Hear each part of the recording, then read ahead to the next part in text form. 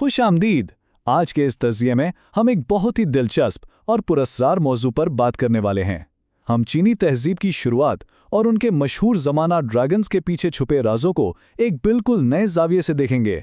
ये वो शवाहिद हैं जो शायद तारीख़ को देखने का हमारा नज़रिया ही बदल दें। ज़रा एक लम्हे के लिए सोचिए, क्या ये हो सकता है कि 5000 साल पुरानी आग उगलने वाले ड्रैगन की मशहूर दास्तान दरअसल किसी आमूदी उड़ान भरने वाले यानी वर्टिकल टेक ऑफ करने वाले खलाई जहाज़ का जिक्र हो? क्या वाकई चीन की बुनियाद रखने वाला कोई खलाई पायलट था? आइए इन कड़ियों को मिलाते हैं और देखते हैं कि ये पुरानी तहरीरें हमें किस तरफ इशारा कर रही हैं। तो चलें सबसे पहले बात करते हैं बाबाए चीन यानी हुआंगडी की। आज से तकरीबन 5000 साल पहले जर्द शहनशाह या होंगडी ने चीनी तहजीब की बाकायदा बुनियाद रखी। ये कोई मामूली बात नहीं थी। उन्होंने कैलेंडर ईजाद किया, सितारों और फल्कियात के इल्म को उरूज पर पहुंचाया और यहाँ तक कि जानवरों को सुधारने के तरीके भी सिखाए। ये इंसानियत के लिए अचानक तरक्की की एक ऐसी ज़बरदस्त छलांग थी जिसकी इससे पहले कोई मिसाल नहीं मिलती। और इस दौर के असरात आज भी कितने गहरे हैं, इसका अंदाज़ा आप इस बात से लगा सकते हैं कि आज भी चीनी आवाम बड़े फ़ख्र से खुद को ड्रैगन की औलाद और जर्द शहनशाह का वारिस कहते हैं। ये सिर्फ कहने की बात नहीं है, बल्कि उनकी सकाफ़त और पहचान का एक बहुत अहम हिस्सा है जो उन्हें सीधा इस पुरस्कार माजी से जोड़ता है। अब हम तारीख़ के इस हिस्से की तरफ आते हैं जहाँ चीज़ें थोड़ी अजीब होने लगती हैं, यानी जादुई कढ़ाई का राज। ज़रा इस कदीम तहरीर के अल्फाज पर गौर कीजिएगा। लिखा है कि शहनशाह के इस आले को बनाने के बाद कढ़ाई से एक ड्रैगन नमूदार हुआ। अब ये पढ़कर जहन में फ़ौरन सवाल आते हैं ना कि भाई ये कैसा आला था और ये कढ़ाई किस चीज़ की नुमाइंदगी कर रही है। जाहिर है ये किसी आम बर्तन का जिक्र तो नहीं लग रहा, बल्कि ऐसा लगता है जैसे उस दौर के लोग किसी बहुत ही पेचीदा चीज़ को अपने सादा अल्फाज में बयान करने की कोशिश कर रहे थे।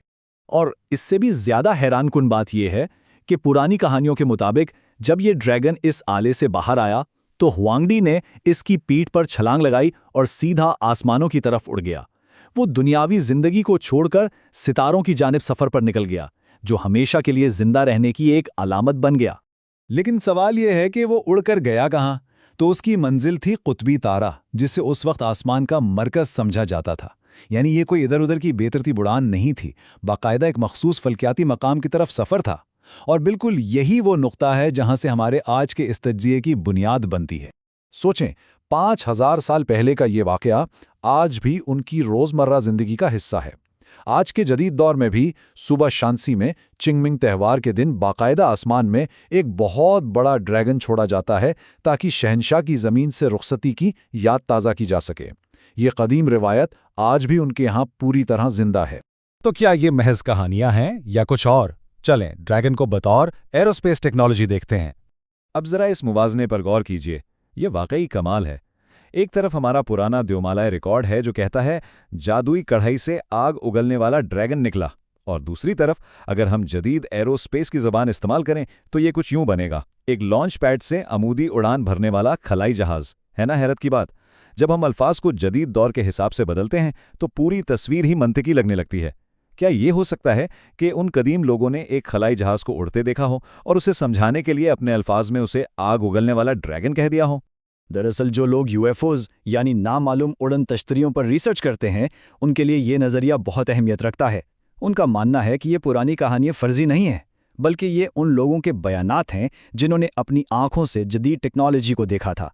इस तहकीक के मुताबिक ड्रैगन दरअसल किसी तैयारे या खलाई जहाज़ की अलामत है, और जर शहनशाह कोई आम इंसान नहीं, बल्कि सितारों से आया हुआ एक मुसाफिर था जो अपना काम मुकम्मल करने के बाद अपनी जदीद सवारी में बैठकर वापस अपने घर चला गया। अब अगर हम इस दायरे को थोड़ा वसी करें तो हमें ये एक आलमी रुझान के तौर पर नज़र आता है। दुनिया भर की पुरानी तहजीबों का अगर आप रिकॉर्ड देखें तो एक जैसी ही कहानी मिलती है। मिसाल के तौर पर सुमेरी तहजीब में एनोनाकी का जिक्र है, जिन्हें परिंदे नुमा इंसान कहा गया, जो आसमानों से ज़मीन पर आकर आबाद हुए। इसी तरह मिस्री तहजीब में देवता ऑटम के बारे में माना जाता है कि उन्होंने सितारों और ज़मीन के दरमियान सफ़र के लिए बेनबन पत्थर नामी कोई सवारी इस्तेमाल की। और माया तहजीब में चेचन इट्ज़ा के लोगों का पुख्ता यकीन था कि उनके देवता लफ्जी तौर पर आसमान से उतरे थे। ये महज इत्तेफाक तो नहीं हो सकता ना कि एक दूसरे से हज़ारों मील दूर मुख्तलिफ तहजीबों में सितारों से आने वालों की बिल्कुल एक जैसी कहानियां मौजूद हों। जब हम इन सब चीज़ों को एक साथ मिलाकर देखते हैं तो एक बहुत ही ताकतवर पैगाम सामने आता है, आसमान से आना और आसमान की तरफ लौट जाना।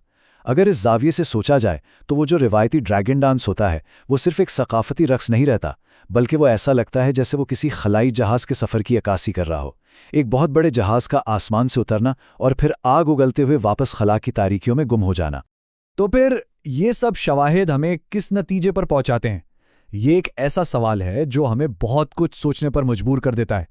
क्या ज़र्द शहंशाह वाकई ज़मीन का कोई बादशाह था जिसने एक अजीम तहजीब की बुनियाद रखी, या क्या वो वाकई किसी इंतहाई जदीद खिलाई मशीन का पायलट था जिसे इस दौर के सीधे सादे इंसानों ने अपनी समझ के मुताबिक एक देवता और ड्रैगन का रूप दे दिया?